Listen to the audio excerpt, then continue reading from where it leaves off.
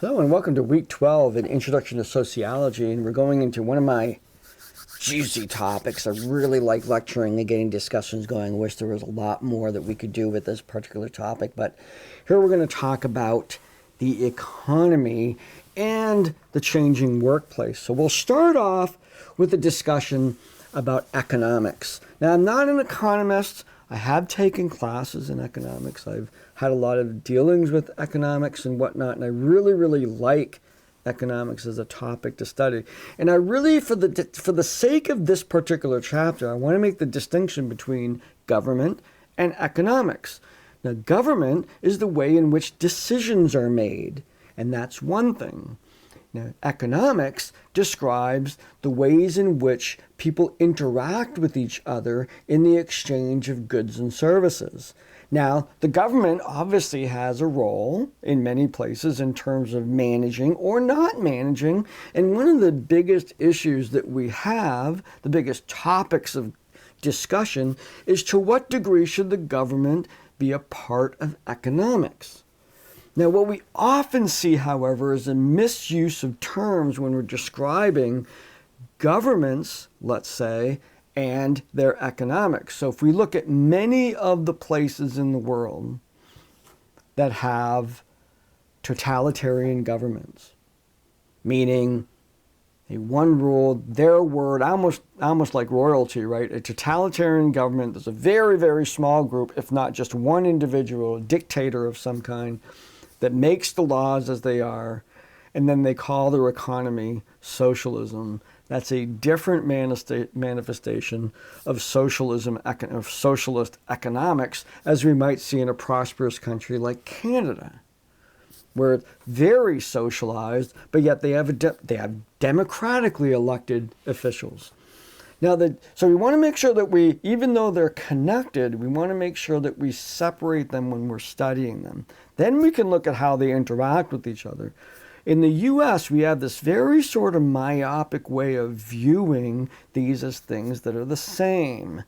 That socialism and extreme powers of the government and totalitarian dictatorships and whatnot, the slippery slope to communism and the Red Scare that occurred leading up to World War II and through the Cold War after that, has really tainted our understanding of the word socialism and even communism. So what I wanted to do is take a time to kind of look at each one of these, looking at communism, looking at capitalism, and looking at socialism in their rightful place in respect to each other, and where these economic theories play out the best. Now, these are economic theories. Now, economic theories describe the ways in which people interact in order for the exchange of goods and services and their creation. So there's a place for each one of these models within any government structure. And the truth is, a government or a country, let's say like the United States, and many countries around the world are actually what we would call mixed economies. They have portions that are socialist and they have portions that are capitalist. And that balance between those, subject to debate, but usually the highest performing countries in the world have struck a very good balance between what is socialized and what remains in capitalism. There's still a place for communism, and I'm going to show you where it is. So here we have communism, capitalism, and socialism. So let me give you some factoids about each one of these and where we see them manifest in modern society. Now, communism, associated with, the communist bloc countries and totalitarianism there, really it was a product of the work of Karl Marx and those before him. He didn't necessarily invent this, but collective ownership, centralized ownership of the means of production. If we think back to the shoemaker story in early sociology here, it would be the government would own the shoe factory, not Mr. Shoemaker. The government would own the shoe factory. They would determine how many shoes they would determine all of those things. What are we going to have? What do people need? And a central committee or a central entity would determine what that is and do it for the people, for their own good. Okay? So no private ownership. Everything is collectively owned. Productivity is determined. How much you need to put out is determined by quotas in these economies in terms of what has to happen. And there's very little social mobility. You may be stuck, almost like a caste system. You might be stuck in the institution that you were born into. I have coal workers or doctors or whatever. The different roles that you have, those roles are called upon. Similar to, let's say, the military. When you join the military, let's say, you can choose whatever you want, but there's some that are in high demand. Now, let's say they said, this is what we're getting you, this is what we're going to hire you for. When we had the draft, they didn't come in and say, hey, what do you want to do? They said, this is what you're doing. And that might be the way communism determines, to a degree, the way in which people are assigned to different roles. Now, I told you I was going to tell you where this happens. Communism is the ideal economics for family. Within your family, you operate a very communist-like economy. I might say to my kids, clearly the house is mine. I bought it. It's in my name. But it's our house, right? It's our refrigerator. It's our dog. Everything's collective. Nobody owns anything. Well, I own it, when it comes to, doling out the punishments, and nope, that Xbox is not yours. It actually belongs to me because I pay for it, and I actually pay for the electricity that runs it. There is that kind of ownership, but it's very communist in terms of its presentation. What gets done around the house gets determined centrally, and then mobility, when you move out, you can stay up as late as you want. You can have friends over as late as you want. When you move out, when you're no longer part of this economy, we can see how family operates really well this way. It's very important for individuals in the family to all know that that's everybody's floor and everybody's fridge and everybody's car and everybody's house and everybody's carpet, everybody's TV. That's very important in terms of that collective unit as a family. Now, from that point on, things go south with communism. Been experimented with all over the world and whatnot, and really doesn't do well in other senses of economics. Now, the one that we are often most familiar with is capitalism. Now, capitalism is essentially private ownership, and it really does manifest itself in the case of the shoemakers. Mr. Shoemaker, over time, basically outcompetes his competition and becomes the sole creator of shoes in his town. And so we see that he's seeking profit, that he's in competition, and he's the one that survives. The others do not survive. And so under this kind of model, the best priced product rises to the top. And there's a control mechanism. Individuals who are selling products of their own making they want to please their customer because they depend on their customer. There can be some exploitation. There's no doubt there's some exploitation of Mr. Shoemaker and the workers of the shoemaker factory, where there's in almost all cases, there's a conflict that exists between the owners of the means of production and the workers, where the owner wants to hold on to as much wealth as they can, and the workers want to make as much money they can. The line's got to be drawn somewhere, and the power for that rests in the owners of the means of production. In some areas, this is self-correcting. If you have an individual that's working in a competitive area and they're treating their employees bad, those employees will go work for the other person and they'll be out of business. And that survival mechanism, the survival of not only the fittest, but the best products, and the people who treat their employees the best, will be the one that comes out on top. However, this is not always the case. This doesn't always happen, and that's why we see socialism coming in small doses to address the lack of corruption that can sometimes occur within purely capitalist societies. Now, when we look at capitalism, we look at private ownership, profit-seeking, competition, and survival, this is the best for business. There's no doubt. Private businesses, large and small, operate best within this environment. We're left with socialism. So let's talk about socialism. Shared ownership. It can be a combination of government and private ownership. It's engineered in the collective good. Equity, not equality. There's often a misconception there.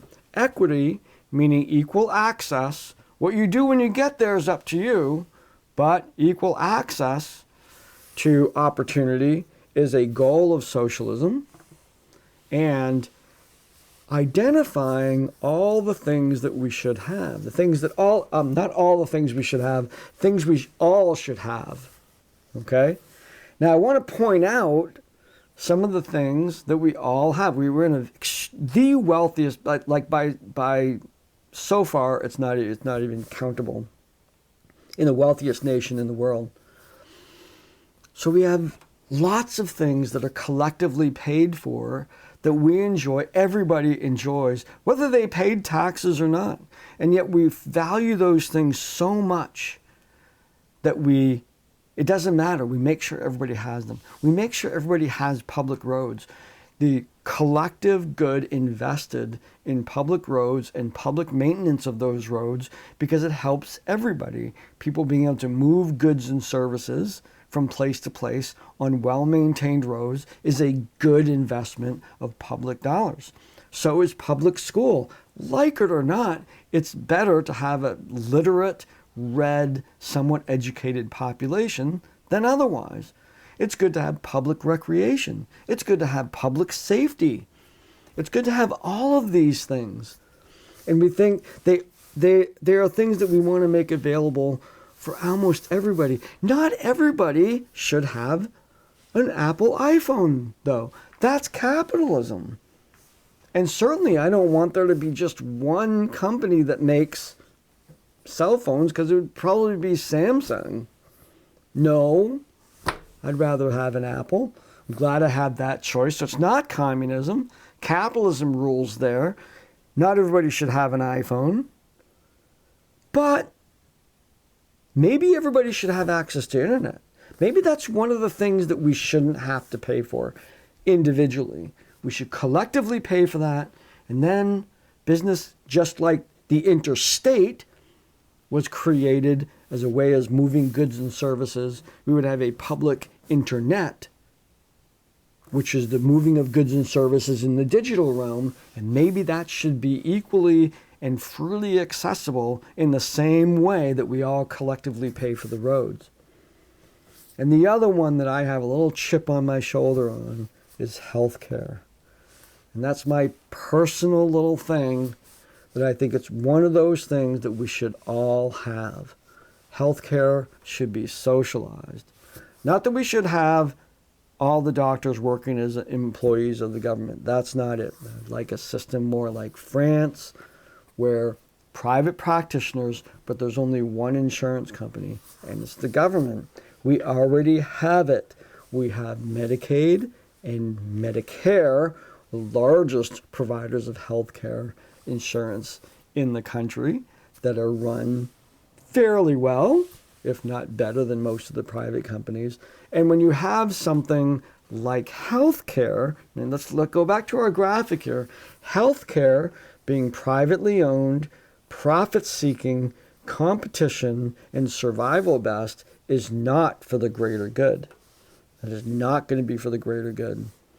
So we hear socialism might be a better way to have healthcare, and socialism is the best way to run the government. In fact, one of the largest socialist organizations in the country. It doesn't make any money, just collects it. It doesn't charge for its services. It just collects taxes. Same as that the military, probably the largest socialist organization, in fact, it's a closed economic system, has, I won't say communism, certainly totalitarianism inside of the structure. And that's what works in the military. Of course you'd want that. But they don't charge for their services. They don't, the National Guard doesn't come in, they didn't go down to the Capitol and then send a bill. That's not what that's about. It's collectively, we have the military to protect us, the National Guard to protect us. We like that. We like to have those individuals there like we like to have the police around. So just my thing here is communism has its place in the family, and that's the limit of that. Capitalism has a place in business, and socialism has a place in government, both government regulation of the aspects of capitalism that will not self-regulate, and then government having a role in determining what are the things that all of us should have, like public roads, public education, public recreation, and in my particular viewpoint, public internet and public health care would be probably the next two things to put in that little box. Okay, so let's take a look now that's enough about economics. That's what I'm going to talk about economics for now. Let's talk about the changing workplace, and boy, is it ever changing. So you have COVID-19 and the emerging workplace. We have a set of individuals. They're actually meeting in person. They're socially distanced. They have masks on, and this is the modern workplace. If they're not at home, this is what people are doing. So what are we looking at? Moving a little bit away from, like some of the stuff that I have in the course book, actually, what is the impact of COVID-19 on the workplace specifically? Changes that were happening prior to COVID-19 continued. People were starting already to telecommute. Office space was being abandoned for people to work at home. Online classes were already available. All it did was expand those into areas that, for the most part, individuals thought that they wouldn't work. And what we end up finding out, truthfully, is many of the individuals who were working in office places, even though they might miss those office places, are actually more productive than they are at home. So it's one of the lessons that we've learned from this whole process is that much of this was already in place, much of this was already happening, and the pandemic sort of forced that development to happen quicker.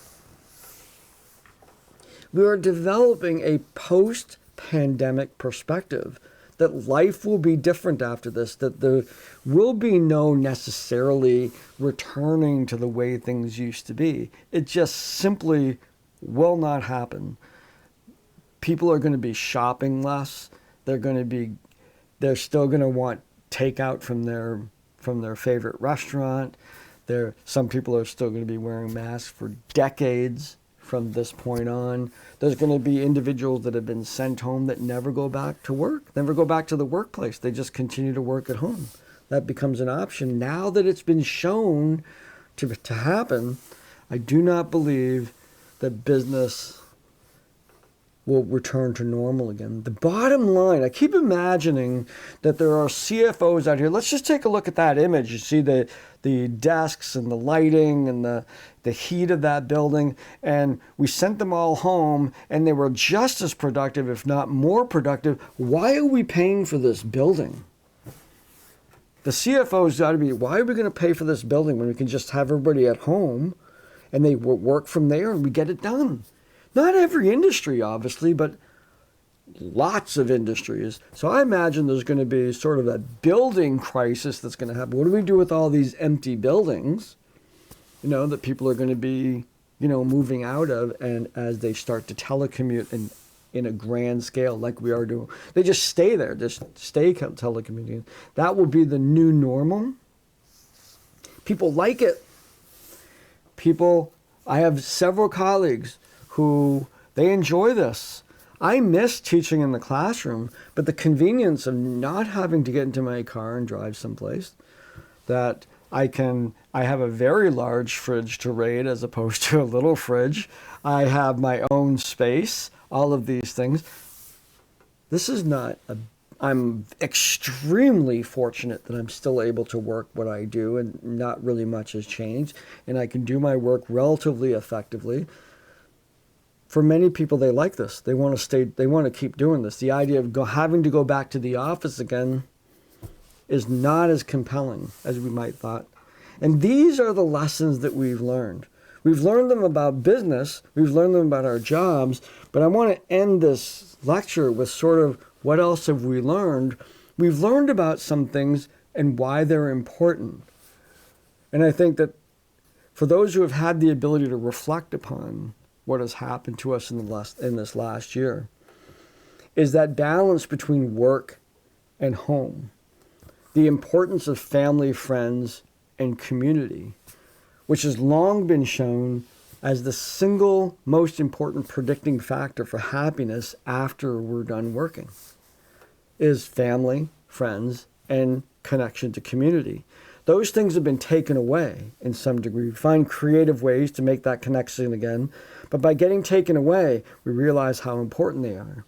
We realize how important it is to connect with family, friends, and community.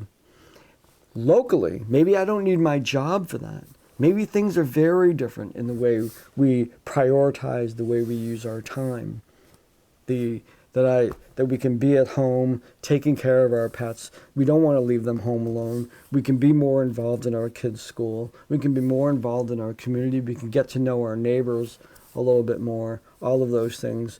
And this pandemic, as tragic and as difficult and challenging as it has been, it might be useful for us to look at what we've learned from it and how we can become better because of it. Okay, and we go into the assessment component here of this chapter, and essentially a discussion on what I just talked about, the effect of COVID-19 on you, its impact, negative, positive, in between, and a quiz that asking you to define and give an example. Now, this is very important. Define socialism, define capitalism, and give an example of an industry that you feel is better. Remember, I had family, business, government. An industry, a specific example of something that works better in socialism and something that works better in capitalism. And that's your work for this week. So, with that said, I will see you in the discussion boards, and have a great week.